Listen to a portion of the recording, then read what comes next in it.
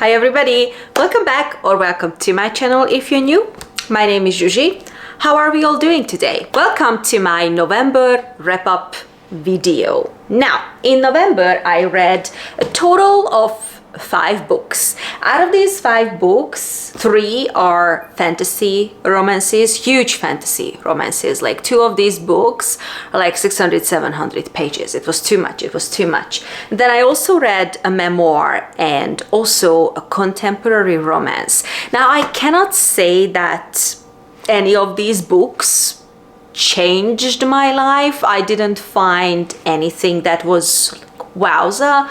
But overall, I think that I had a really good reading month. Now, without any further ado, let's get into discussing the individual books. The first book that I read in November was the second book, The Ashes and the Star-Cursed King. I always said it incorrectly, so I just wanted to double check the title. But this is the second book in the Crown of Nyaxia series. After I finished The Serpent and the Wings of Night, you know, it was a no-brainer that I had to pick up the second book in this duology. I shouldn't say duology because she is coming out with other books in the series, but as far as this particular couple goes that we are following in these first 2 books, this is like the last book in that sub-series. So the very first book, where is it?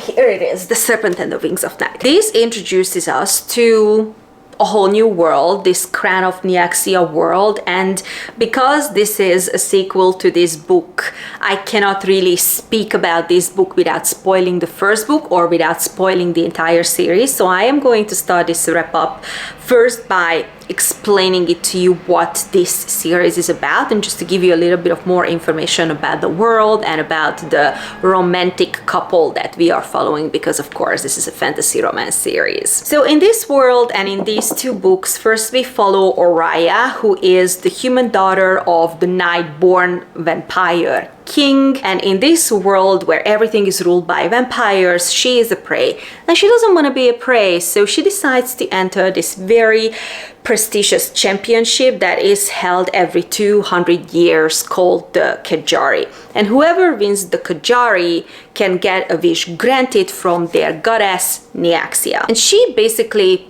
wants to become immortal. Now, this is obviously a super brutal competition and she is the only human, and because of that she's forced to ally herself with a super sexy vampire called Rain, and the enemies become lovers. That's all I can say. I think that we all know where this story is going. And I like both books in the series. It's a very typical fantasy romance, you know, like it's enemies to lovers, and we have like a very buffed up and muscly, like usually winged male protagonist, and then a super tiny and a very stubborn female protagonist. Like it's very typical, but still Carissa Broadbent is able to build such interesting world and such interesting plot that the romance is kind of like not in the front, and that's what I like. When I read fantasy, I need an interesting fantasy world and I need the world building and not just the romance, and I think that she does this super well. We have a fairly complicated world and complicated political system and a romantic relationship that actually makes sense. So I like the first book. I know that this is extremely hyped and I cannot say that I understand that hype. It's a very good fantasy romance book, but it's not the best fantasy romance book that I've ever read in my life. But of course, because the story ends kind of on a cliffhanger, you want to pick up the second book immediately, and that's what I did. I also needed a little bit of more information after finishing the first book. Now, the second book, because let's talk about this book. This started out super boring. And I was like, I cannot believe that this book is so boring. You know, when it picks up at chapter 45, and chapter 45 is 358 pages. So, you know, it's like a little bit more than half of the book. So Anyway, I waited patiently for the story to pick up and for us to actually get some kind of conclusion, but we did. The second half of the book was actually pretty good. It was just the first half when I just kept rolling my eyes because the book was like full of cliches. There are two characters that I liked in this series. I am always into the side characters, really, never into the main characters. And Septimus and Vale are the two characters that I want to know more of. Like, I really hope that in the upcoming books we get to discuss Septimus a little bit in more detail. What do you guys think? Like, based on these two books, who are we going to follow in the upcoming duology? I think I have an idea, but I'm not sure. I will share my theories in the comment section down below. Overall, I think it was okay. I am, of course, going to continue the series whenever the next book is out. I like Carissa Broadbent's writing and I think that it's a very original world, so I am going to continue the series. After I finished the second book in the series, I decided to pick up this little novella, Six Scorched Roses, that she published within this world. And I was supposed to read this book after the first one, but I didn't realize that. So I already finished the two main books and then I read this little novella. And this is the novella that kind of like follows Vale and his love interest Lilith, and I am not going to share a lot of information because this is very short. I mean, it's like 200 pages, but in the world of fantasy this is a novella and this is a very short read.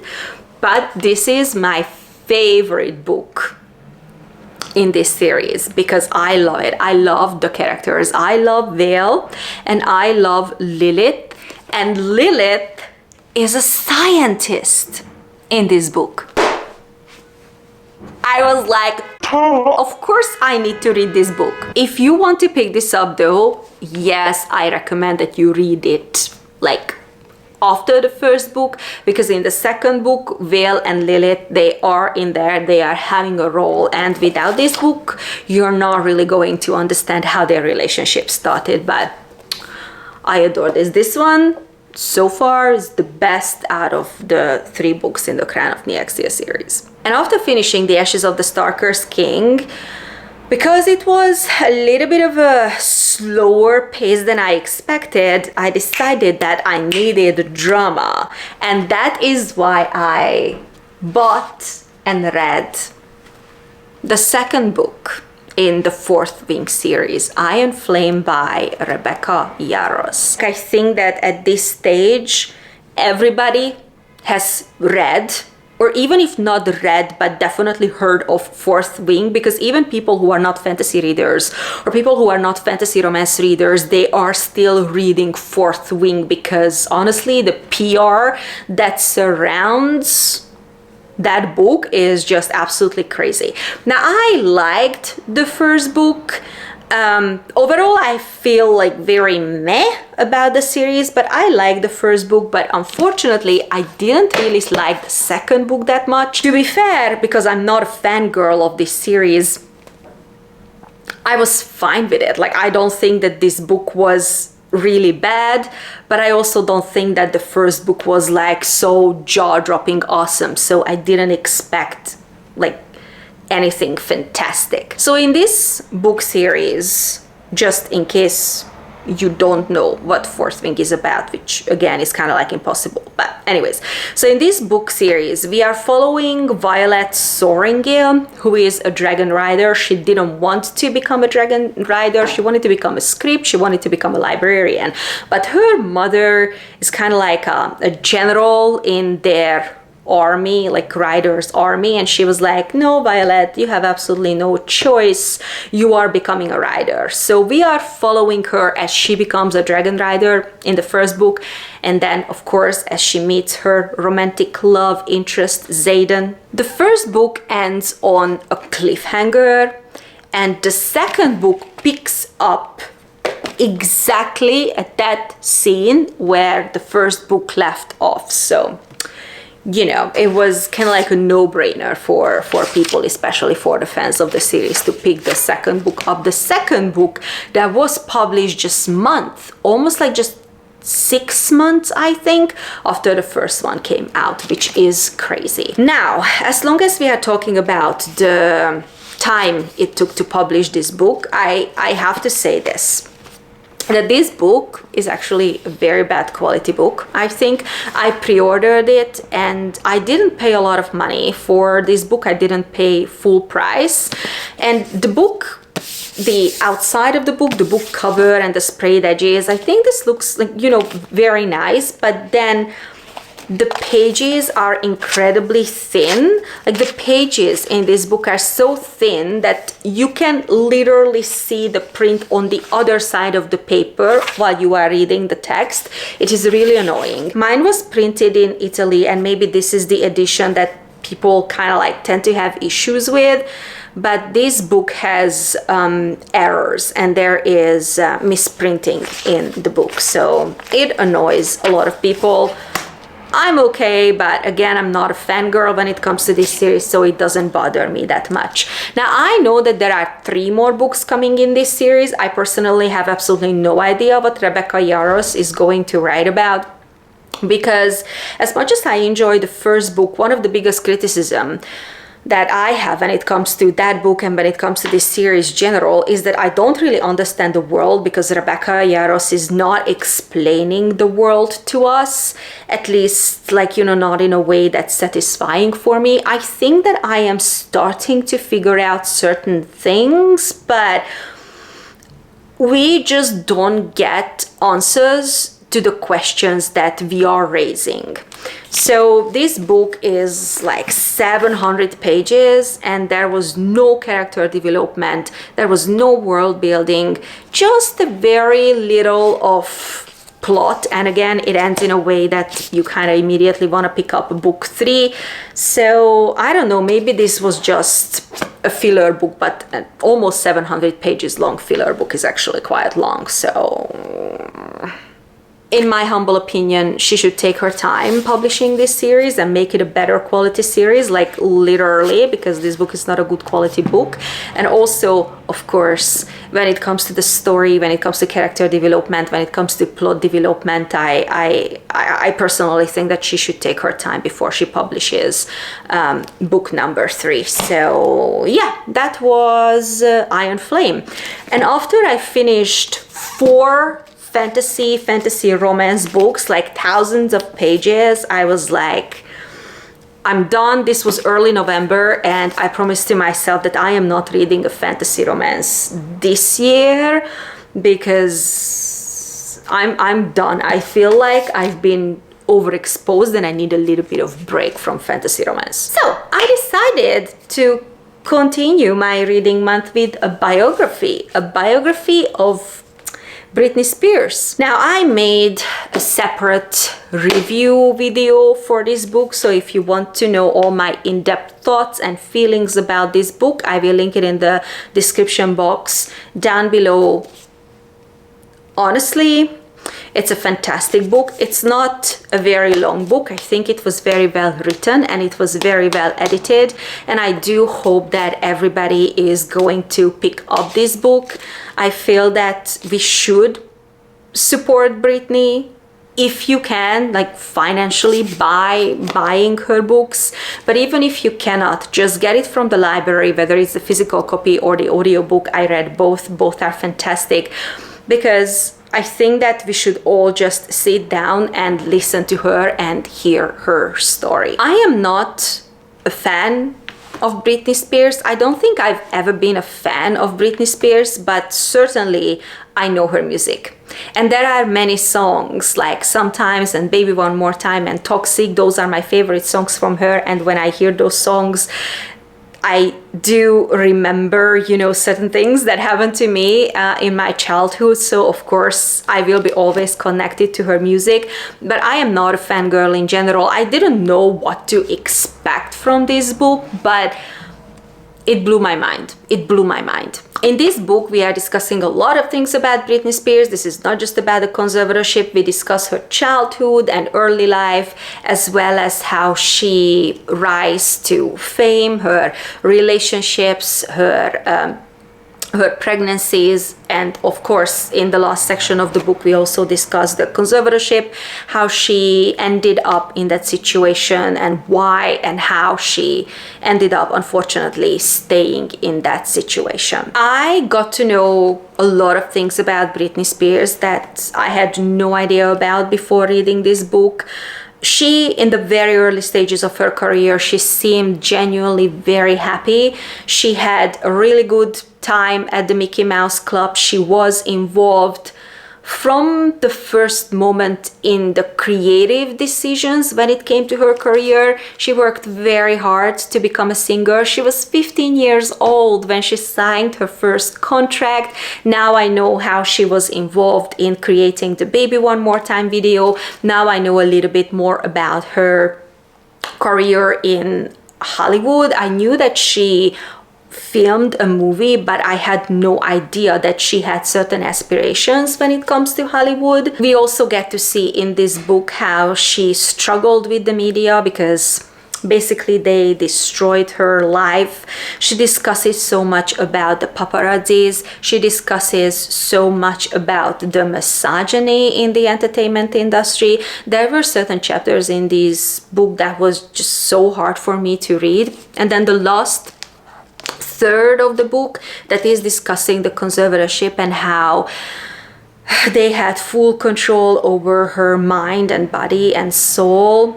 Honestly, it was not really easy to read about it, but I pushed through this book. Honestly, I finished in 4 hours. That's how insanely well this book is written. Honestly, I love this book. I highly recommend this book. I think that everybody should read it. I hate what happened to her. Like, I hated the content of the book, but still the book itself was so well written and it was so well edited and it was so educational. I walked away with so many lessons after reading this book. It's crazy. I honestly didn't expect Britney Spears' memoir to have this effect on me. Okay, and the last book that I read in November was Love Theoretically by Ellie Hazelwood. And this is a historical moment, people, because I never thought that I would read an Ellie Hazelwood fiction. But here we are. And you know what? It's not enough that I read this book. I actually love this book. So I have a review video for this book that again I will link down below. And you can check out all my in-depth thoughts and feelings about this book because I am a woman in STEM and I am a STEMinist. So when it comes to STEMinist fiction, of course I am reading it from a point of view of a STEMinist, and there were so many things that I loved about this book and there were so many things that frustrated me about this book, and you know, I tell you guys all about it in that video. Overall, I love this book and I am very happy that this is the first book that I read from her, because I know that she's already published 3 books that are in the field of STEM, but people tend to like this one. And after reading the author's note, Ellie Hazelwood herself said that this is the book that is, of course, it's a romance book, but she wanted to use this book to kind of highlight the academic politics that scientists, especially female scientists, have to deal with on a daily basis. And this book also takes place in Boston. So to me, it was a no-brainer that I have to start with book number 3, and I am happy that I did. So this book centers around 2 physicists. One of them is Elsie, who is a theoretical physicist, and she is keen to get a tenure position at MIT. That is her dream job, because currently she is a teacher. She's teaching thermodynamics. Now, this is something that doesn't pay very well, and she needs to make up for her non-existing paycheck to be able to support herself as well as to be able to keep herself alive because she has chronic disease. She has type 1 diabetes. So she offers her services as kind of like a fake girlfriend to certain clients. And she has one favorite client. And it turns out that the brother of that client, Jack, who is an experimental physicist, he is on the hiring board at MIT, so he stands between Elsie and her tenure position. Now, this is a romance, so we all know how this is going to end up, right? No explanation needed there. I think that Ali Hazelwood did a really good job in this book, highlighting some general issues that we have in academia regardless of gender, like, you know, the long and expensive education, the low paycheck, the lack of benefits, sometimes the lack of medical insurance, etc. And she also did an amazing job. I was surprised, I admit, that she did an amazing job describing specifically the misogyny in STEM. I was like, Ellie, very nicely done. There were a couple of things that frustrated me when it comes to this book. The pacing was a little bit off, in my opinion. Also, I unfortunately don't really understand her humor. I didn't get any of her jokes, in my opinion. It was not funny. In my opinion, there were a lot of forced situation and forced jokes when it comes to science and when it comes to scientists specifically. Also, I had an issue with the relationship in a sense that while it's not strictly a workplace relationship that was in this book, still it was a relationship between a junior and a senior member of academia, and I felt very icky about that. This book was not perfect, but honestly, I enjoyed it so much, and it was so much more that I thought it would be. So I am very pleasantly surprised. I am definitely going to read more books from her. She's publishing 2 books in 2024. One of them is a fantasy romance, and then another one is a sciencey romance, but not in academia. I think it's more like industry, I think. And with this, we have reached the end of this wrap-up video. Thank you so much for watching. I hope that you enjoyed spending some time with me. Let me know if you read any of these books, and let me know what you thought of these books. I am always eager to know your opinions. Hit share, like, and subscribe to my channel. If you haven't already done so, you are welcome here. If you want to check out any of my other videos, I will leave them on the screen, and I'll see you soon in an upcoming video. Bye!